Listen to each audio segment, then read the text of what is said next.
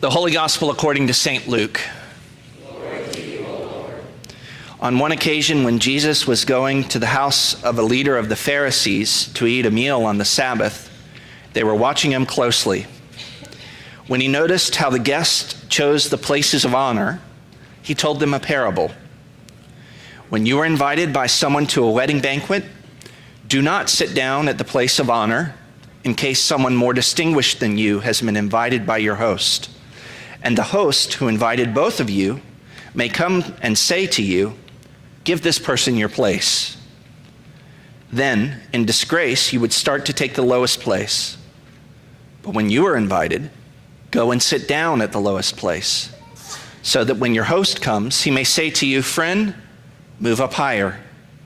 Then you will be honored in the presence of all who sit at the table with you. For all who exalt themselves will be humbled, and those who humble themselves will be exalted.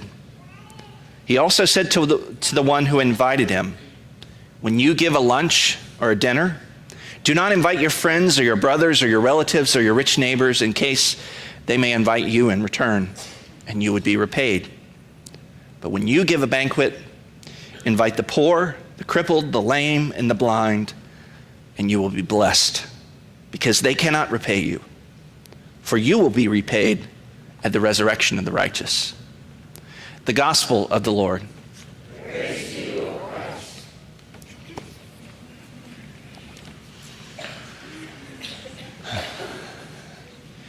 In the first century, meals served important social functions. Of course, that's true today as well, but first century culture paid especially important attention to those meals. Luke's Gospel. It seems like in Luke's Gospel, Jesus is eating pretty regularly. And it seems like every time Jesus eats with someone, someone else gets grumpy for some reason. Maybe it was because Jesus was eating with the wrong people. Maybe it's because Jesus didn't wash his hands to keep ritually clean. All of this is to say that there were a lot of important customs before, during, and after meals in Jesus' day.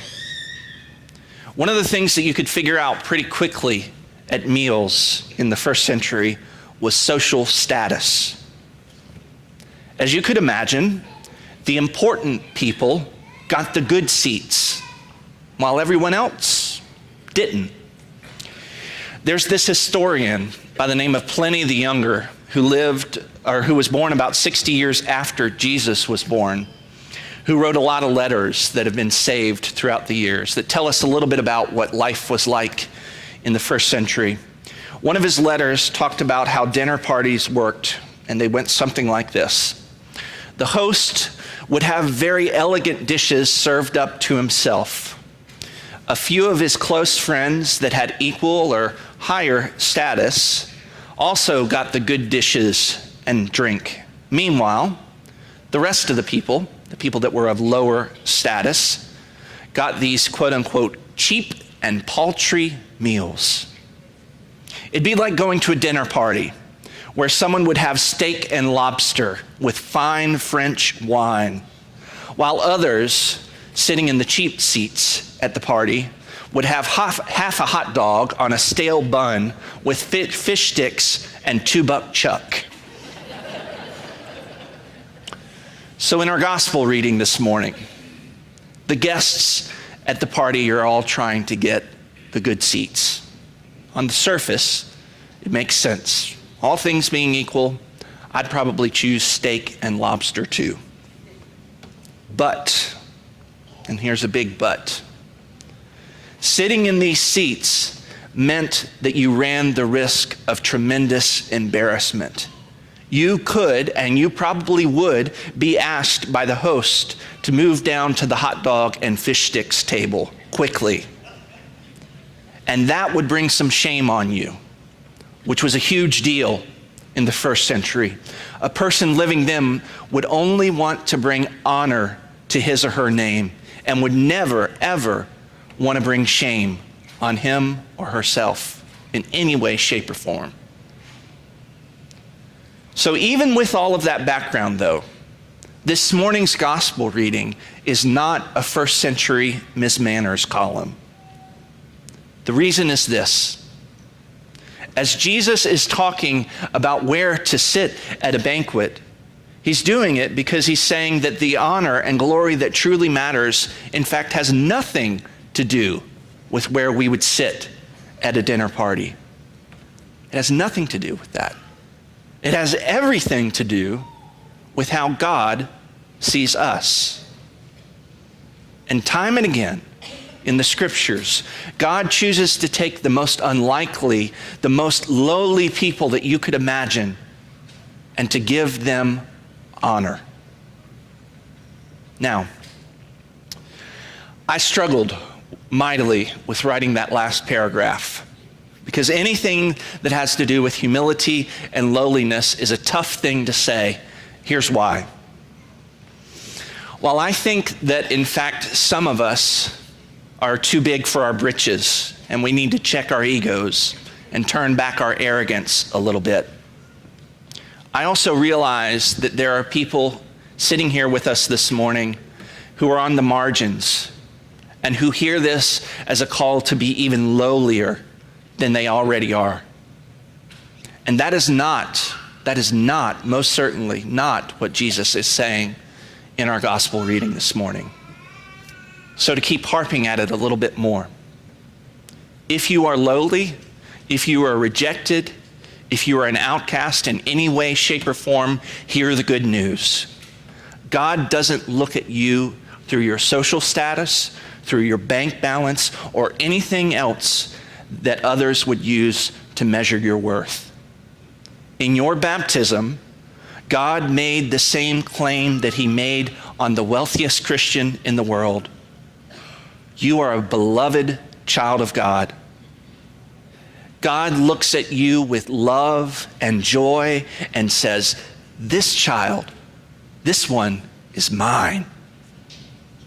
The gospel makes the claim that your worth is not based on anything other than how God sees you.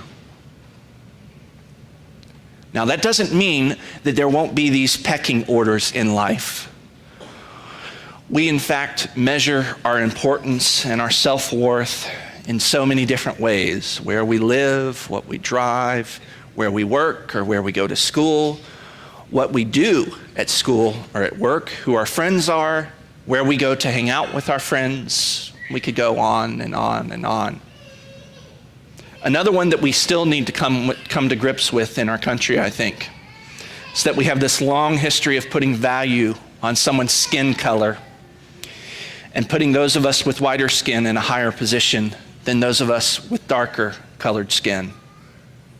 And even though we have a president who's biracial, I'm sorry to say, I still hear those sorts of comments about someone's skin color being lesser than someone else.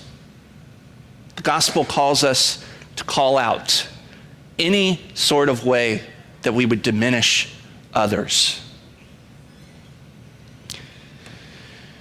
Jesus has a vision that it wouldn't be this way, that we wouldn't look at each other by how big our bank balance is or other worldly things, but instead that God's kingdom would be filled with those who would dare to put their hope and trust in the God who exalts the humble. So there's part one. Here's the other part of what Jesus is getting to.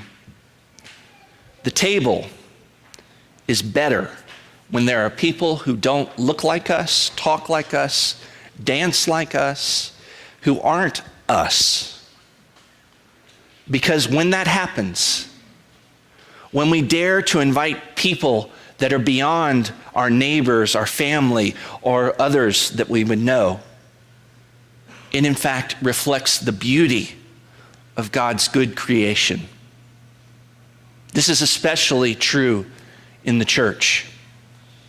Hospitality, welcoming the stranger, inviting and including others in this journey of faith is an essential part of our Christian faith. That's why it's especially important as we gather around the Lord's table each Sunday, we hear the words that this is not our table. but this is Christ's table. We are guests at this table. The Lord invites all of us.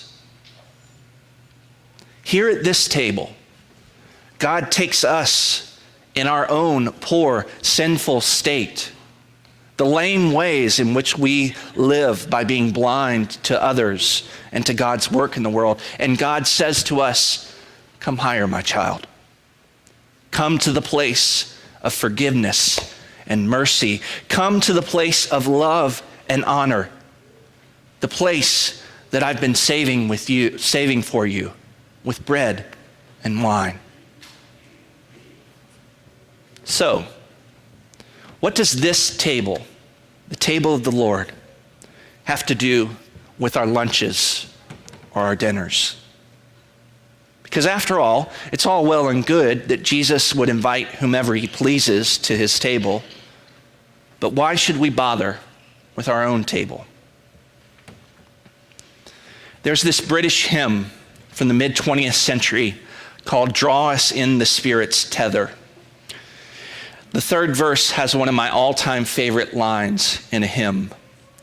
All our meals and all our living make us sacraments of you, that by caring, helping, giving, we may be disciples true. All our meals, the verse starts with. Every time we gather to break bread, be it here at the Lord's table, be it at our kitchen table, or at McDonald's. It is an opportunity to see the presence of Jesus Christ by tasting on the Lord's goodness in creation and being with those that God looks upon as beloved. And because we are invited to this table to feast on the riches of God's goodness, not because of who we are, or what we've done, or because of our own status as good people, but because God has called us. Therefore, we find others to welcome and to say that they matter to us and to God. Amen.